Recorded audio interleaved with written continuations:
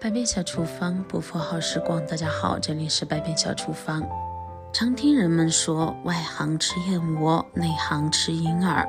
银耳的营养丰富，也被称为军中之冠，并且在古代，银耳可是皇帝和达官显贵的养生佳品。而现在对于女性朋友来说，是一道非常适合女性朋友的食材。人们大部分只知道银耳可以煲汤，其实银耳不只可以煲汤，还可以用来炒菜或者是凉拌。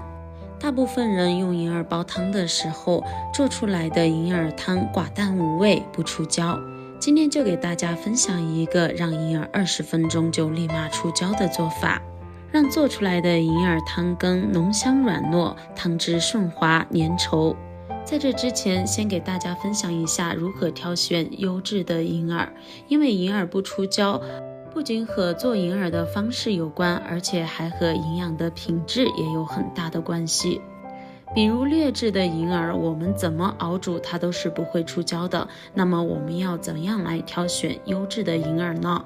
第一就是看颜色，正常的木耳一般是呈金黄或者是浅黄色，如果是纯白色的木耳，那有可能是硫磺熏出来的，就不建议购买。第二就是摸一下，放在手里面比较轻，摸起来比较脆，稍微一捏就稀碎了，这种的银耳就晾晒得非常的干，买回家也可以保存很久。反之，如果摸起来发潮，那么就晒得不干，买回家不容易保存。第三，闻一闻，银耳原本的味道有淡淡的菌香味，这个味道和蘑菇的味道是一样的。如果用硫磺熏过的银耳是没有菌香味的，并且颜色发白。根据这几点就可以挑到比较优质的银耳。下面回到今天的主题，首先根据自家的人口数量准备适量的干银耳。我们家2个人，所以我准备一半就可以了。很多人为了银耳快速被泡发，就会选择把银耳撕成小朵，再用水浸泡。其实这种做法是错误的。银耳一旦被撕碎之后，我们在浸泡的过程中，就会有一些我们肉眼看不见的细菌浸泡到银耳里面去了。正确的方法是，我们拿了多少银耳就直接放入碗中，然后加入清水，先浸泡2到3分钟，大体把银耳泡软。看这刚是浸泡过3分钟的样子，银耳已经变大了3到4倍。现在我们把银耳里面加一点面粉还有盐，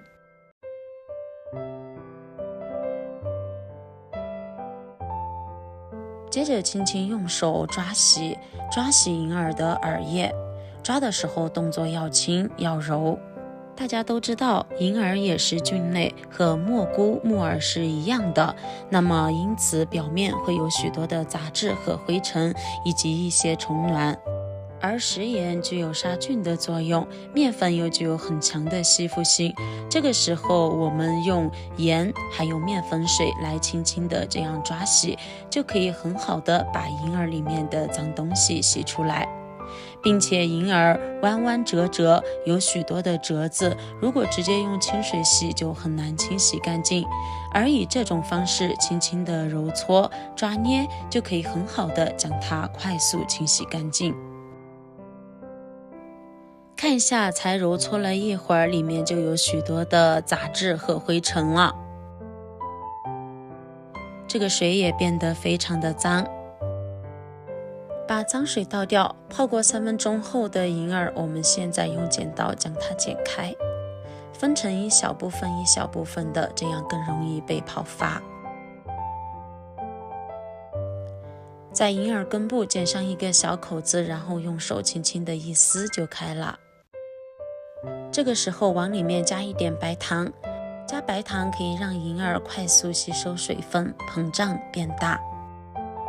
很多人在泡银耳的时候都喜欢用热水，其实泡银耳我们必须用凉水，如果用热水来泡银耳，就会破坏里面的营养成分，最后呢会导致我们在熬煮的过程中影响银耳出胶。泡银耳的时候要根部朝向，耳叶朝下，这样才可以让银耳更好的吸收水分。银耳一定要泡足半个小时，泡足半个小时的银耳，我们在熬煮的过程中才更容易出胶。先放一旁浸泡，接下来准备一把红枣，再准备一小把枸杞。我们一般煲银耳羹都是要和红枣搭配，红枣和枸杞都是非常滋补并且非常常见的食材，也是特别适合女性朋友。然后我们加一点水，把红枣和枸杞打湿，用面粉将红枣、枸杞进行抓洗。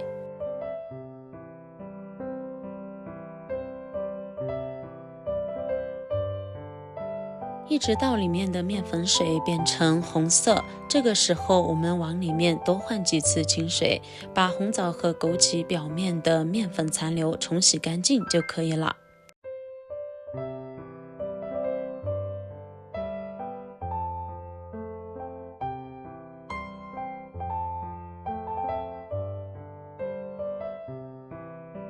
我总共换了4次清水，直到清洗至碗里面的水变得清澈见底，像这样就清洗干净了。然后我将红枣去核，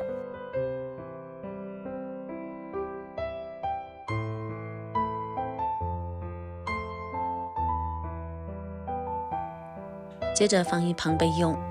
可以看到现在的银耳已经完全被泡发。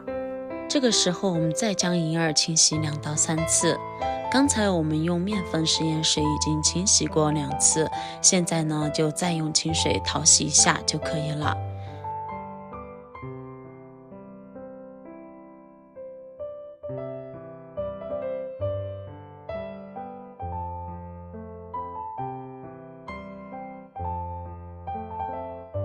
洗干净的银耳控水捞入碗里。现在用剪刀把银耳的根部剪掉。银耳的根部口感非常的硬，并且不好吃，也没有任何营养，所以剪掉不要。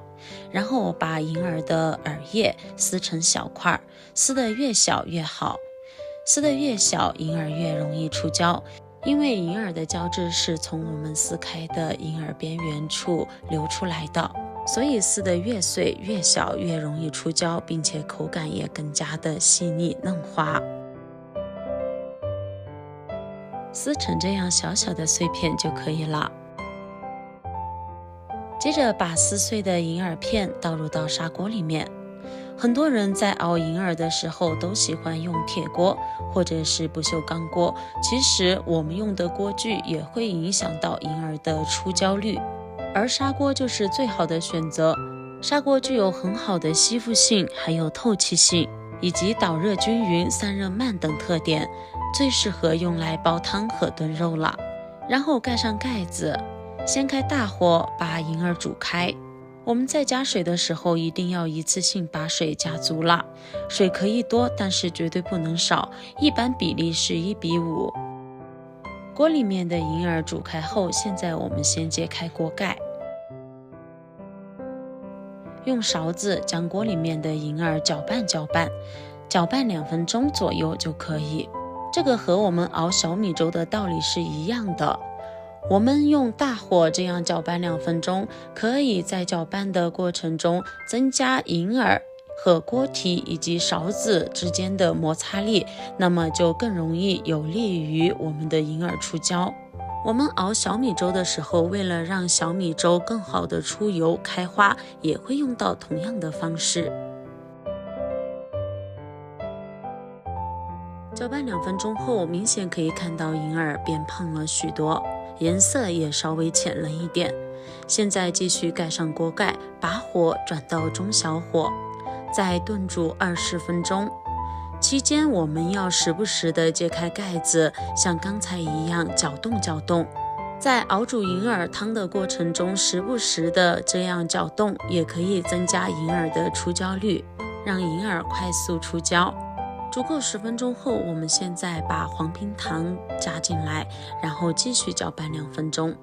这样搅拌可以增加冰糖、银耳还有勺子和砂锅之间的摩擦力，更容易让银耳出胶，也可以让冰糖快速溶解，被银耳吸收。接着盖上锅盖，中小火再炖煮10分钟。